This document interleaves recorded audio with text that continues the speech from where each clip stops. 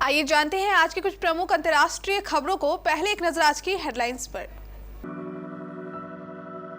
California में गोल्डी बरार को फिल्मी तरीके से घेरा गया। अमेरिका के 4 शहरों में थे सेफ हाउस। पंजाब में भाजपा ने चला बड़ा दांव। कैप्टन अमरिंदर, सुनील जाखड़ और जयवीर शेरगिल को सौंपी बड़ी जिम्मेदारी।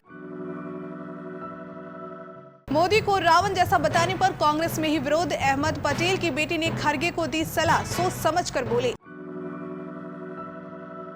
सपा विधायक इरफान सोलंकी का कमिश्नर के सामने सरेंडर। महिला को धमकी देने और उसका घर जलाने का आरोप।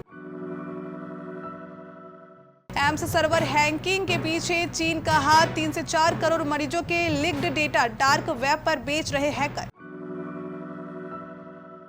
जेएनयू की दीवारों पर रात के अंधेरे में किसने पोत दिया जाति का जहर, मचा संग्राम। डिजिटल रुपए से खरीद सकेंगे चावल, आटा, तेल, हर दुकान पर होगी सुविधा। रूस और चीन के खिलाफ गुट में भारत को घसीट रहा नाटो। पुतिन सरकार ने लगाया बड़ा आरोप। फुल मनोरंजन है आयुष्मान का एक्शन, असली हीरो है जयदीप हवलावत। और वर्ल्ड कप से पहले 18 वनडे खेलेगा भारत। 50 ओवर का एशिया कप भी। सिद्धू मूसेवाला मर्डर का असली मास्टरमाइंड और कनाडा में बैठकर पंजाब में गैंग चलाने वाला गोल्डी बरार आखिरकार कानून के शिकंजे में आ ही गया। गोल्डी बरार को लेकर सबसे बड़ी खबर यही सामने आई है कि कनाडा के इस गैंगस्टर को अमेरिका के सबसे बड़े शहर कैलिफोर्निया में हिरासत में लिया गया। असल में भारत की खुफिया एजेंसियों R&AW के साथ IB यानी इंटेलिजेंस ब्यूरो के साथ साथ को ये इत्तला मिली थी कि पंजाब के गैंगस्टर लॉरेंस बिश्नोई का खासम खास और सिद्धू मूसेवाला मर्डर का मास्टरमाइंड गोल्डी बरार 29 मई के बाद से ही कनाडा से भाग निकला था और अमेरिका में जाकर छुप गया था। पंजाब में भाजपा ने बड़ा दांव खेला है। पंजाब ने पंजाब के पूर्व मुख्यमंत्री कैप्टन अमरिंदर सिंह और पूर्व सांसद सुनील जाखड़ को राष्ट्रीय कार्यकारिणी के सदस्य के रूप में नियुक्ति किया है। वहीं जयवीर शेरगिल को राष्ट्रीय प्रवक्ता नियुक्त किया गया। बता दें कि कांग्रेस नेता जयवीर शेरगिल ने कांग्रेस पार्टी के राष्ट्रीय प्रवक्ता के पद से इस्तीफा दे दिया था। कांग्रेस अध्यक्ष सोनिया गांधी को भेजे अपने त्याग पत्र में शेरगिल ने कई सवाल भी उठाए थे। उन्होंने इस्तीफा में लिखा था कि मुझे यह कहते हुए दुख हो रहा है कि निर्णय लेना अब जनता और देश के हितों के लिए नहीं है, बल्कि यह उन लोगों के स्वार्थी हितों से प्रभावित है जो चाटुकारिता में लिप्त हैं और लगातार जमीनी हकीकत की अनदेखी कर रहे हैं। प्रधानमंत्री नरेंद्र मोदी को रावण जैसा बताने वाले बयान पर कांग्रेस अध्यक्ष मल्लिकार्जुन खड़गे का विरोध पार्टी के अंदर ही शुरू हो गया है। गुजरात में पार्टी के नेता मुमताज पटेल ने खड़गे के बयान का विरोध किया और लगे हाथ सलाह भी दे डाली। मुमताज ने कहा, नेता अपनी बात कहते समय शब्द सावधानी से चुने क्योंकि उनका गलत इस्तेमाल हो सकता है।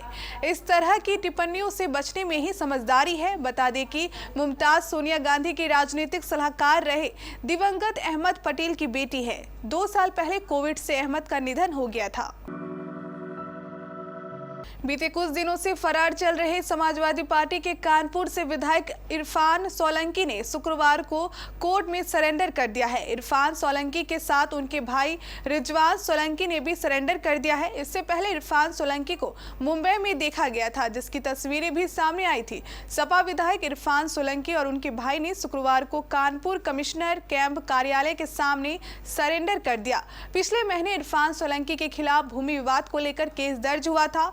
तब उन पर एक महिला को कथित रूप से परेशान करने और उसके घर में आग लगाने के आरोप में पुलिस ने उनके खिलाफ केस दर्ज करा लिया था, जिसके बाद से सपा विधायक फरार चल रहे थे।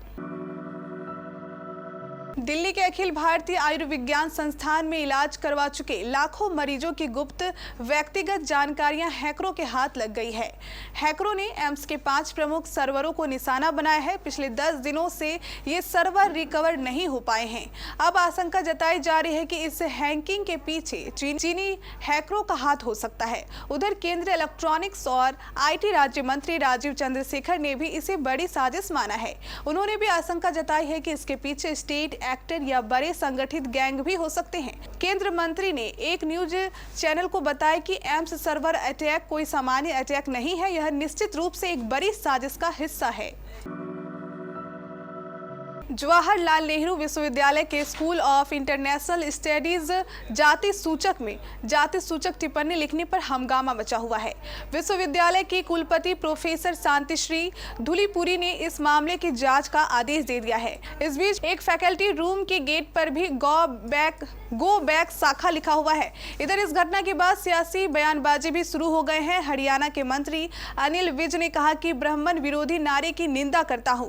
उन्होंने कहा कि ऐसी सोच को कुचल देना चाहिए। इस बीच अखिल भारतीय विद्यार्थी परिषद ने लेफ्ट विंग पर ये स्लोगन लिखने का आरोप लगाया। भारतीय रिजर्व बैंक की डिजिटल करेंसी या डिजिटल रुपए रिलेट यूज के लिए गुरुवार से शुरू हो गया है, यानी आम लोग अब इसके जरिए रोजमर्रा की खरीदारी भी कर सकते हैं। हालांकि अभी पायलट प्रोजेक्ट के रूप में देश के 4 चुनिंदा लोकेशन पर ही शुरू किया गया है। इसके डिस्ट्रीब्यूशन और इस्तेमाल की पूरी प्रक्रिया टेस्टिंग की जाएगी, जिसके बाद इसे अन्य शहरों के लिए जारी किया जाएगा।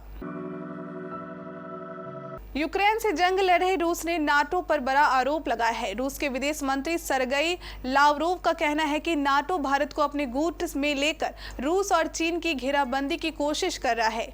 सरगई लावरोव ने कहा कि नाटो का भारत को चीन या रूस विरोधी गुट में घसीटना रूस के प्रभाव को कम करने की कोशिश है। वहीं लावरोव ने यह भी कहा कि अमेरिका और नाटो दक्षिण चीन सागर में भी माहौल बिगाड़ने की कोशिश में है। वहीं पश्चिमी देशों की ओर से प्राइस कैंप लागू करने की तैयारियों पर विदेश मंत्री सरगई लावरोव ने कहा कि रूस को इस प्राइस कैंप की बिल्कुल भी चिंता नहीं है। सरगई लावरोव ने कहा कि रूस यह जानने में बिल्कुल भी इच्छुक नहीं है कि प्राइस कैंप का क्या होगा। लावरोव ने कहा कि हम तेल के मामले में भारत और चीन जैसे सहयोगियों से सीधी बात करेंगे। पिक्चर रिलीज हुई है, नाम है एन एक्शन हीरो। जैसा कि नाम बता रहा है, फिल्म एक एक्शन हीरो के बारे में है। हीरो को सिर्फ फाइट से मतलब है, उसको चाहिए अपनी आंख में गुस्सा, इसके अलावा वो कुछ और सोचता ही नहीं है। कहता है कि बहुत मुश्किल से ऐसी इमेज बनाई है, इसी पर डटे रहना है, उसको भी अपनी रोजी रोटी का ख्याल रखना है ना। और इसी फाइट और सूट के फेर में लोचा हो जाता है। हीरो के शब्द में कहूँ तो सीन हो गया सर।